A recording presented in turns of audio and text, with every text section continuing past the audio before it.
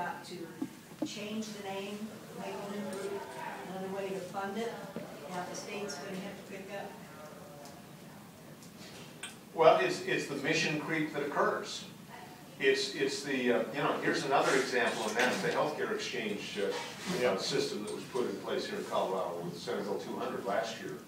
I serve on the Legislative Oversight Committee for that healthcare exchange. And the federal government dangled $1 million out in front and just put it on the governor's desk, basically, and said, here, you can start your healthcare exchange with this. $1 million. You'd think that would do something, right? Well, yeah, it kept them going for about 3 months. And then they went back for their next, actually it kept them going for about 4 months. But then they went back for their first installment. First they wanted $32 million. And because half the committee on the Oversight Committee was Republican, set in their way, which is not going there, period. They came back with $18 million, and unfortunately, some of my Republican colleagues said, okay, we'll let you do that.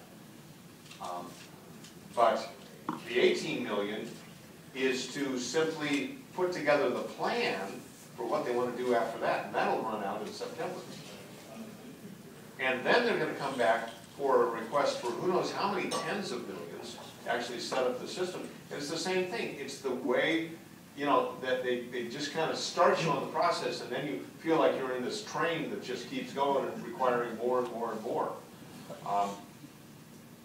You know, and I don't know where the healthcare exchange stuff will go, but that example you gave here in Adams County is a perfect example of how this stuff gets on the government gravy train and then just keeps rolling. So, any other thoughts, questions, comments? Yes, sir. What happens to the law of Senate Bill 200 promulgated when the Supreme Court rules that Obamacare is unconstitutional? Does that affect that, or will we still have this? Well, the answer would be yes and no. The question, can you hear the questions from there? Yeah, because Senate Bill 200 was constructed in such a way that it could continue on with or without Obamacare. However, the funding is liable to dry up, and that's why elections matter. Because the key is who's going to be in Congress in the next session. Are they going to have the fortitude, and not just the House, but the Senate? Are they going to have the fortitude to say no more funding for whatever component of Obamacare is left, if there is any? The most conventional wisdom is that if the Supreme Court throws out something, it'll be the individual mandate. But they're liable to say, okay, because the other question is the bill severable? Even though it's not written into the bill, the court is liable to say, well, we like some of the portions, and so we'll let those stay. And unfortunately, that would be an open door towards perpetuating things like the Colorado Healthcare Exchange. And you know what the exchange does? It just sets up an automatic system for telling you where the insurance is, essentially. And, or I should say, on top of that, it pre-qualifies you for any government entitlement.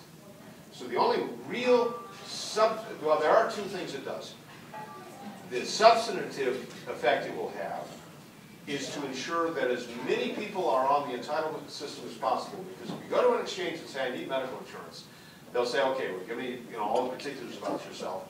And if you qualify for Medicaid, or if you qualify for food stamps, if you qualify for anything else, they're going to first say, you need to go get the government benefits. Don't come talk to us about medical insurance until you get every entitlement program. So it's going to grow the entitlement. The other thing it can possibly do is set up a more efficient system for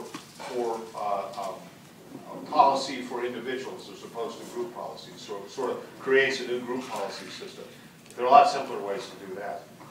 And this nonsense they give you about, well, you need this one-stop shop no matter what insurance is available. In the committee, in the Health and Human Services Committee in the Senate, when we were hearing Senate Bill 200, I had this thought for a committee, I wonder what you can find today. And so I Googled Colorado medical insurance, and boom, up pops a website, and it says, you know, tell me about your family, so many kids, such and such an age, and 30 seconds later, I have before me dozens of medical insurance plans and policies that I could have availed myself of. It exists today. It's in the private side. So far too often, it's on the private side, but we want to think in terms of, you know, or we don't, not this room, but down under the gold dome, far too many people think, well, the government ought to make this program, right? Here's an example we had just the other day. That's Senate Bill, forgive me, I don't remember the number, but Morgan Carroll was running it, and it was to set up a business directory for businesses in Colorado. So you can figure out what businesses are local and, you know, a nice little reference tool. Actually not a bad idea, except it was a government program. And the way the program worked is if you're a business, you give them $10 a year, and they'll put you on this registry, and maybe they'll even make a little app for your phone, so somebody can, you know, go through Dillon, Colorado, and find out who's a locally owned business, and go give them, you know, work with them. Great idea.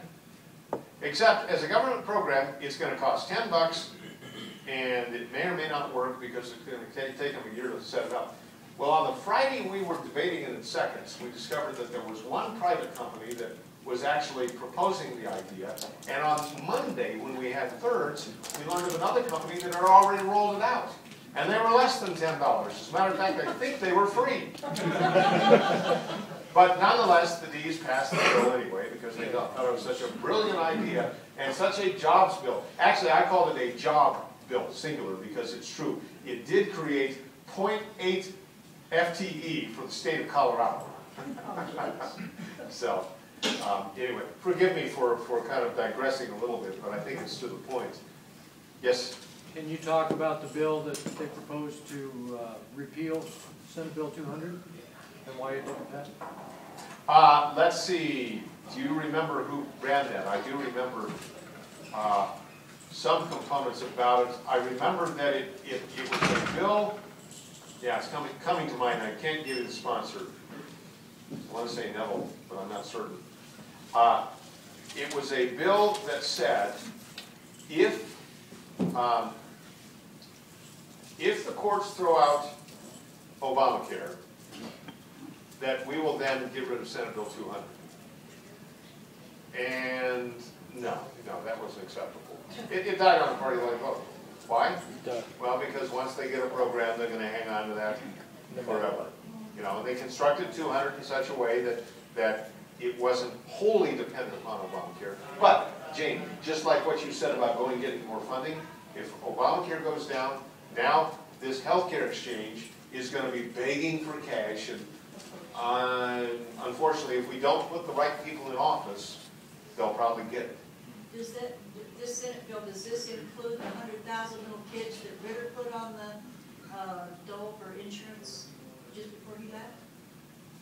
That was the expansion of the CHIP Plus program, the Medicaid CHIP Plus program.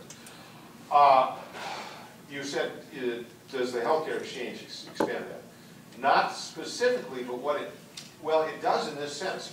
Remember, I told you that if you go in to the healthcare exchange for insurance, they'll first figure out if you qualify some other place, and CHIP Plus will be a target on that one. And so it will grow more. Division, will CHIP come under Mary Hodges' new early childhood division? No, that's under HCPF, Healthcare Policy and Financing, that administers Medicaid and CHIP Plus. You know what, though? That's a really good question. I'll bet you they're going to try to suck it in a little bit, because this big master plan to put everything in the Senate Bill 130 office envisions everything being in one comprehensive system, including a